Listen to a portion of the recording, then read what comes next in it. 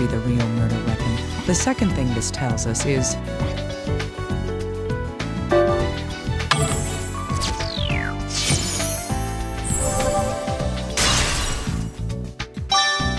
I agree. The husband's definitely lying to us about something. In any case, we know for sure that the knife isn't the murder weapon. However, we still don't have a clue what the real weapon was, or who the killer is. Take it easy. We just have to think about all of this. A sharp weapon, like a spear, that can go through a human body. We'll have to find out what it was.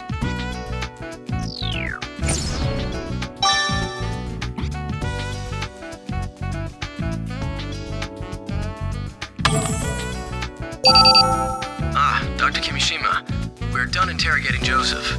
Joseph? You mean the victim's husband who confessed to the murder? Yes, he just keeps saying that he killed her. We've got nothing to go on. I'd like to hear the recordings myself anyway. I want to know if the blood on the victim's sleeve was his or not. I've already sent you the data. You can examine it whenever you want. Yes, I'll do that. Thank you.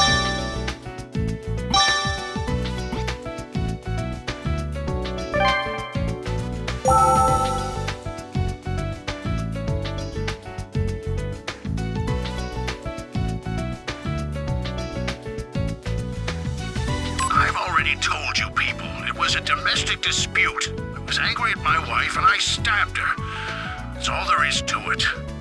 So what if I'm in a wheelchair?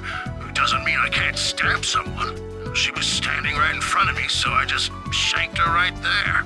I turned myself into the police right after. You know what happened after that. What about my hand? I injured it, that's all. I see. The victim's husband does have an injury on his hand.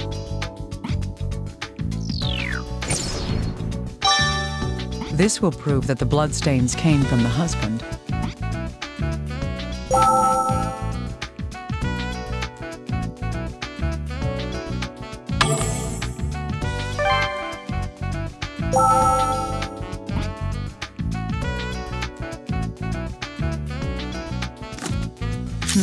True.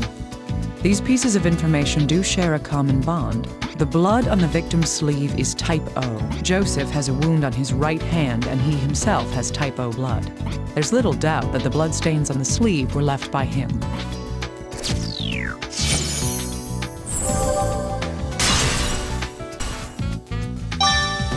That doesn't prove that he killed Alma, though. We'll need more evidence to be certain.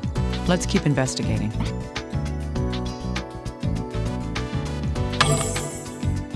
This is one bizarre case. There's so much about it that's hard to believe. You don't think the husband did it, Dr. Kimishima? Who knows? Anyway, let's put the facts we know so far in order. The reason why it's doubtful that the victim's husband is the murderer is because...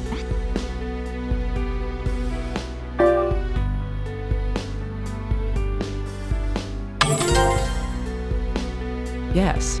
The knife he says he used could not have caused the wounds she died of. There are other reasons to doubt him too, no matter what weapon he used. Pushing it all the way through a human body would require a lot of strength. But he's...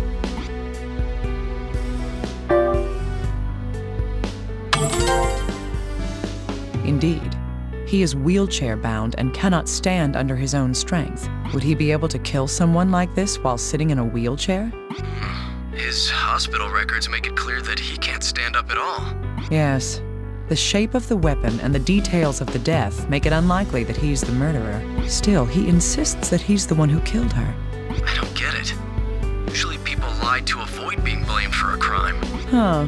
You have a lot of experience with lying, Mr. Investigator? Hey, we agreed not to bring up the past, didn't we? But why would he want to make himself the criminal? All I can think of is that he's defending somebody else. Either that, or covering up an even bigger lie. That doesn't change what I need to do at all.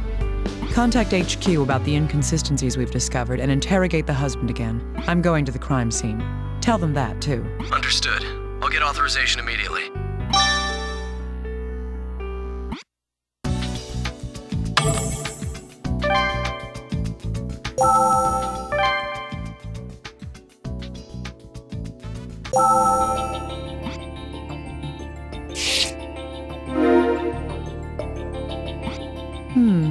There's an inscription on this clock. To my loving father and mother from Abby. A gift from a family member? Why does this decoration look familiar?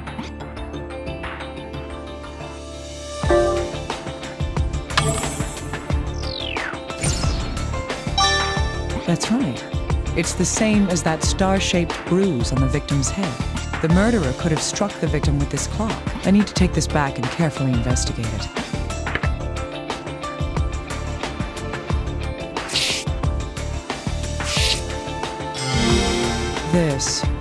It's a shard of glass. What could that be from? Supposedly, only Joseph and the responding police officer were at the murder scene. If that's the case, then...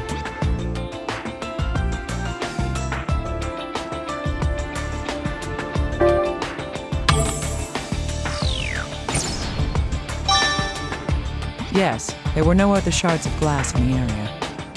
The police wouldn't be so foolish as to contaminate the crime scene. I'm beginning to wonder if someone there had cleaned up the other shards of glass. I could send this shard to analysis. We might learn something about it.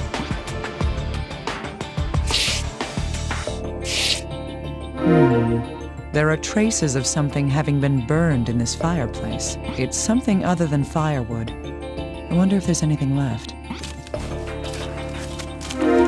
I've got something. What is this? There's something else here, too. Is this fur? What is this doing here?